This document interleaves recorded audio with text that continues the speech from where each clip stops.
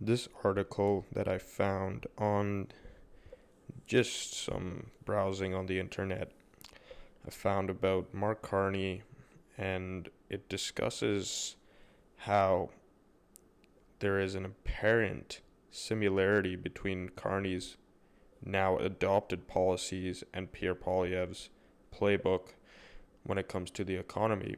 And this is in a paper called the Ricochet, I think that says, and it's written by Christo Avalas, something like that.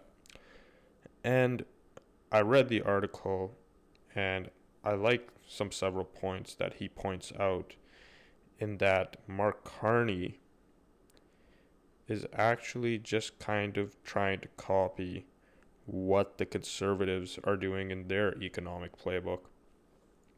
And I find it quite ironic that people say that Pierre Polievere doesn't have a plan when it comes to the economy or other variety of factors, when in reality it's Pierre Polievere that has been advocating his plan for the past year and a half to 2 years, truthfully so. And he's been doing it from when he was, of course, opposing Justin Trudeau till now. And one of the main factors of Pierre Polievre's plan was to axe the carbon tax. And he did such a well job in creating bringing to light the follies of a carbon tax, and how it's very, very unimpressionable. The proper word would be negatively affecting the Canadian people. And he really made some good points there, to such an effect that the Liberals themselves have to now backtrack on the carbon tax and the carbon pricing, to such an extent that Freeland, Mark Carney, and the other candidates in the Liberal Party race are now saying they're not going to impose a carbon tax. However, if we might remember, some people who have done the research would have noticed that Mr. Mark Carney is actually not talking about just, completely abandoning the carbon tax. If we might know that he is the mother of the carbon tax, he is the father, the mother, he is the founder of the carbon tax.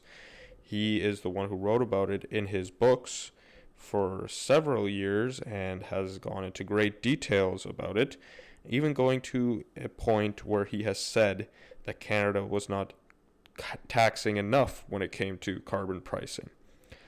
And the main point is that he is now backtracked on consumer carbon tax, but in reality, he hasn't backtracked on it for businesses, and those businesses being steel, oil industry, and other companies that need to produce their product, and are naturally going to release some emissions into the environment. And he is still adamant on imposing taxes on those companies. We already know that steel and aluminum is being taxed by the Americans with their 25% tariffs, which is very, very detrimental to our steel industry. But to have a carbon tax on them is to go even a step further and even worse. But to continue on in the article, I just like how this writer points out that in reality, Pierre Polievere has had a solid position, and though there has been some hiccups in the road for the Conservatives in terms of the rise of Liberals in the pollings, I can't say with good conscience that they don't have a solid policy. They do. And in reality, it's the Liberals who don't have a solid policy, and their leaders are just poaching off positions that the Conservatives have already taken. Now, I already gave you one example, like the carbon tax, but they're going even, well, Mr. Carney at least, is going even a step further to challenge the woke left, he calls it, or the far left, sorry. But Mr. Poilievre would call it the woke left. But Carney is saying that we can't appease the woke left and we can't use these woke left policies to grow and help Canada prosper. Despite Mr. Carney supporting I'll use the proper term, far left Prime Minister Justin Trudeau for many years now, and being the brainchild for some or even many of his economic policies, the biggest being the carbon tax. So the idea here is that, from what this article is suggesting, is that Carney is on the same page as the Conservatives in terms of economic policy. However, when you look into it, he is not as, what you can say, he's not as committed to the economy as one might think. He is a great financier for his, private sector time in the private sector, but he is still showing that he has many left-leaning policies in terms of, new left liberal thinking.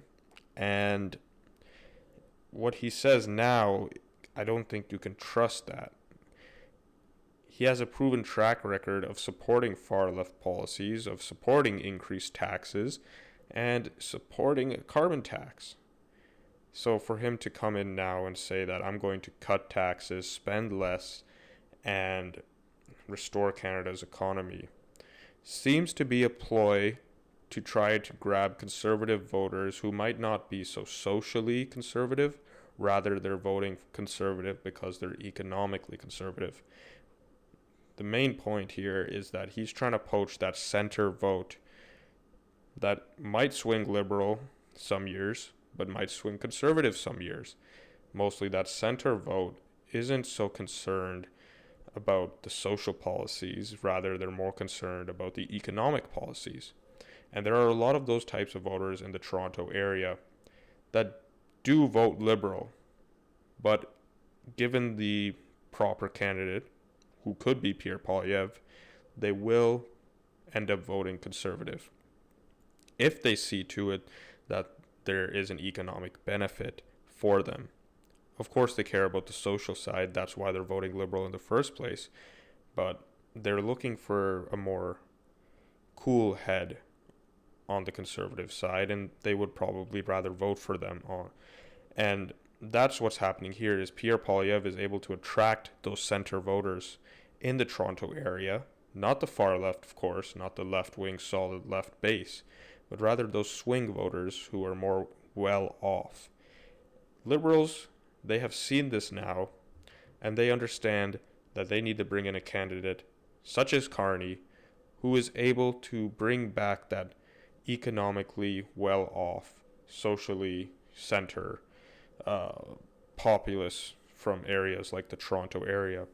Why I'm mentioning the Toronto area is because in reality, the Toronto area is what decides the elections. Montreal is firmly red, in terms of the Liberals, but Toronto's suburban areas, the GTA area, is very, very volatile. It can swing blue, it can swing red.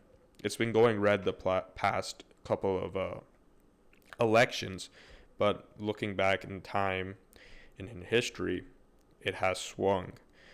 And that's what the real battleground is. That's where it is. And that's what both candidates are going to have to focus on. And the Liberals are now trying to chip away at Poilievre's probable lead in those areas by trying to bring in somebody who is more conservative in terms of economics. Though I don't really see what difference will come about if you even bring in Mark Carney. He has the same people who's going to be around him. He has a historical leaning towards left-wing policies, and has very, very different ideas about prosperity and success of a country. If you read his books, he's not really concerned about the people. He's more concerned about how technocrats can help rule the economy and the government as benevolent rulers. I mean, you can go read it yourself. It's very, very apparent there that he believes in the globalist, technocratic rule, not the people's rule, but rather the technocrats. So that's what I just wanted to go into a little bit here. I just found this article interesting because it does point that out, and though the article might have a different agenda than what I'm talking about, it is something people must recognize that Carney, he's coming out with policies that the Conservatives have already been saying for many years now, and for the last year and a half specifically, and it's done so in a way that it's very, very on purpose. They're trying to convince and I'm not going to say it like that, but some might say, maybe even in my own opinion, brainwash Canadians into thinking that, hey, we're going to do good for you by doing good for the economy, just like the Conservatives are saying. And I wouldn't trust that word from the Liberals.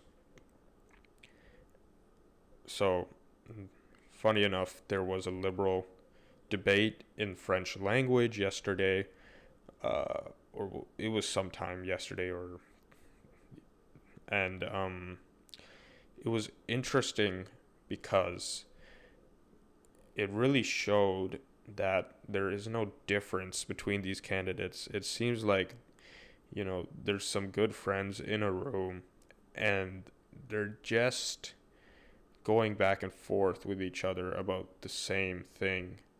They're all saying the same things, but it's very, very cardboardish, very, very dry.